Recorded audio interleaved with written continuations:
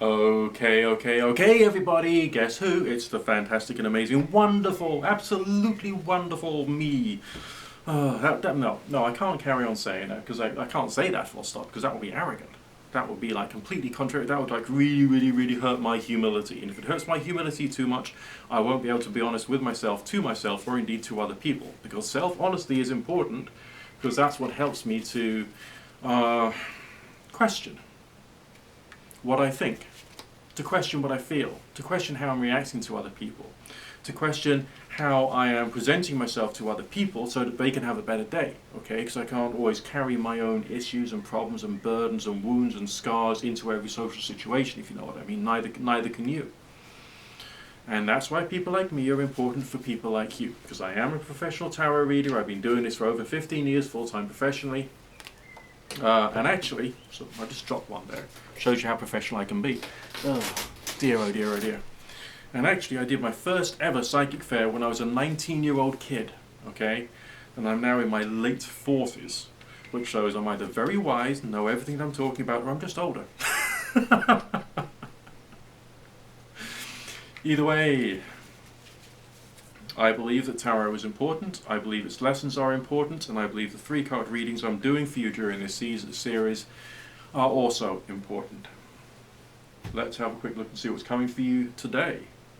First card in this 3-card series, the Sun. Warm, bright, loving, joyful, dancing in sunbeams, happy, a mystery of childish joy in some respects, but also a strong sense of a feeling of the romantic as well. But there's a feeling about this particular card which appears to be almost worshipful. The signs around the outside of the card, which you probably can't see with my ghastly lens, are all the astrological symbols, the heavenly world. I've actually known there are some even churches and synagogues which have the astrological signs in the roof in some particular weird locations. And that's just talking about the heavenly, the divine, the things you're connected to but don't recognize you're connected to because they seem so far away. Does that make sense? Okay?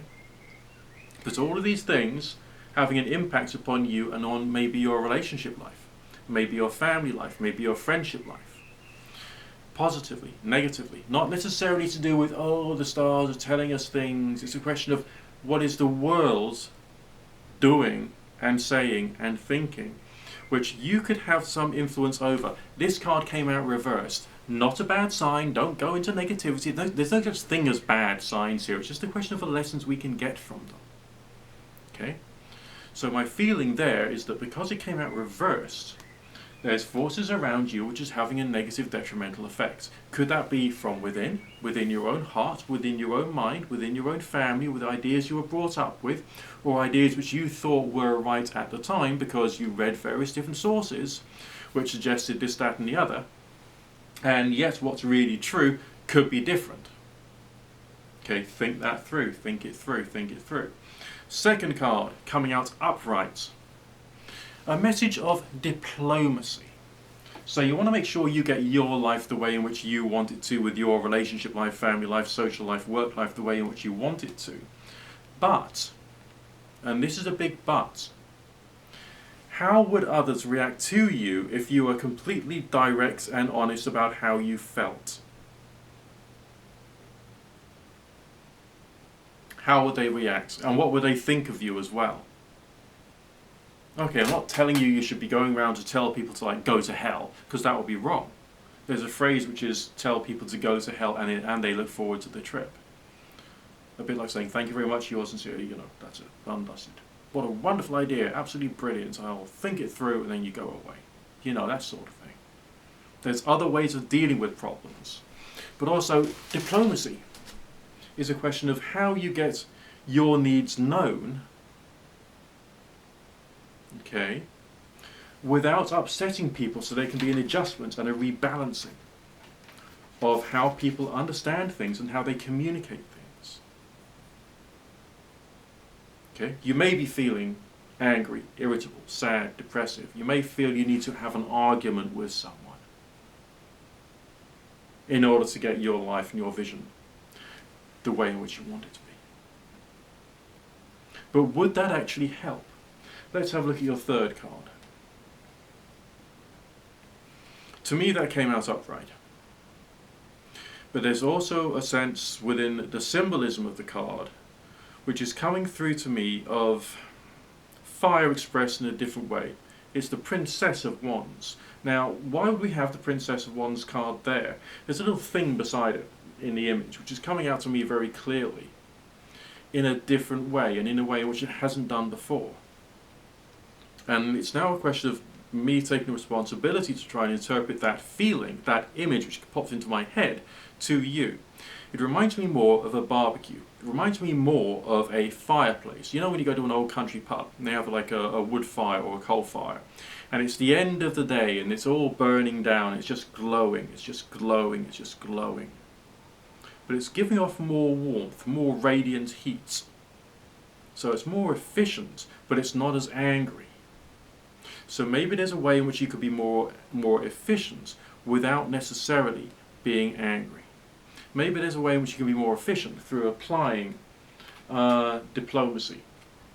And maybe the sense of slight imbalance when it comes to your life could then be set the other way up, depending upon how you communicate and how you express yourself. And the skills which you develop as a result of doing this could then be very useful for later in life.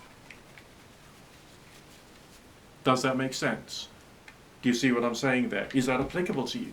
If it's applicable to you, if it isn't applicable to you, let me know in the comments section. Alright, this is like the time for you to come into your own in some respects, but it's going to require work. And this feeling of this reading today is very much to do with a knowledge of yourself as a person, your knowledge of your environment as a person, knowledge of where you are and where you're trying to get to as an individual, but also being aware of the fact that you are connected to people, places, things, situations, institutions, organizations all over the place. And that's why you just need to take it one step at a time now. And you've got to carry on doing one task at a time. And you've got to do so with mindfulness and peace and balance. Okay? If you feel inspired, click on the heart with the $ called super likes or super thanks or something, and chip me $1. If you don't want to do that, you don't have to. I'm not forcing you to. It doesn't matter. But it would be good to give me the motivation to carry on doing this. Remember, I do tarot for a living. I don't do it for a laugh. I'm not some kind of like 14-year-old who just got gifted a pack of tarot cards and just, you know. I'm a person who's pushing 50 and has been doing this for a damn long time. And I look forward to speaking to you again soon. Subscribe, rate, comment, favorite, share, click the bell, click the friendly bell. The bell is good. The bell is good. The bell is good. Because you'll be updated when I'm setting up a new video. Remember that Halloween may still be nearly 6 months away, but I will hope to be doing like something pretty scary when the time comes. So, mwahahaha. See you in a bit.